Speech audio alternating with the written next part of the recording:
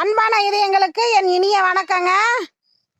இப்போ நாம இந்த வேர் கடலையில் என்ன அதிசயம்னு தெரியுமா உங்களுக்கு?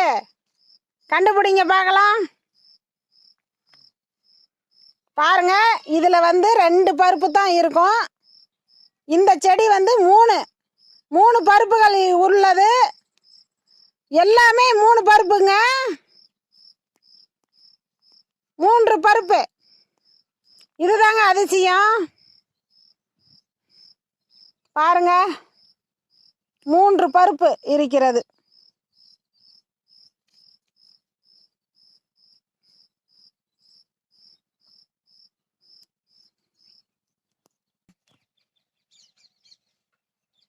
பாருங்க,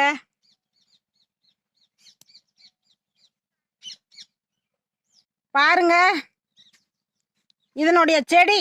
இந்த செடியில் எல்லா காயுமே 3 இருக்கிறதுங்க. இந்த மாதிரி நாம விவசாயம் செஞ்சோம்னா நிறைய லாபம் பார்க்கலாம்.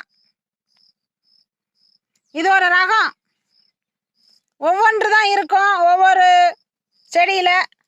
இது அதிசயமான செடி.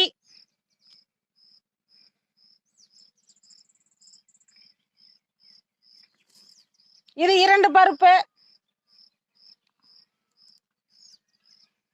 பாருங்க எவ்வளவு அழகா இருக்குது.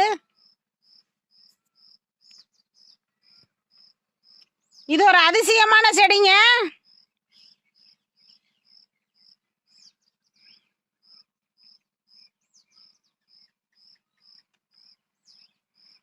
இந்த மாதிரி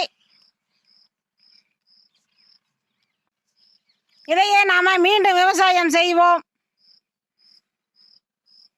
பாருங்க, இந்த செடியில் எத்தனை பருப்பு இருக்கிறது தொளித்து பார்ப்போம். பாருங்க, இதில் 2 தான் இருக்கிறது.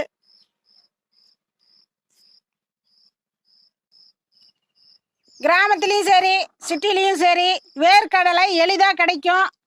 நாம வேக வைத்து சாப்பிட்டால் ரொம்ப நல்லது. சத்துக்கள் அதிகம், நோய் எதிர்ப்பு சக்தி நிறைய இருக்குதுங்க.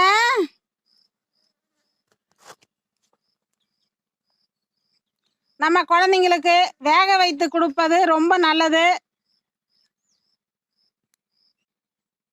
வேர்க்கடலில் என்னென்ன தயாரிக்கலாம் நெக்ஸ்ட் வீடியோவில் நான் சொல்கிறேங்க. பார்த்து நீங்களும் பயனடைங்க. நன்றிங்க.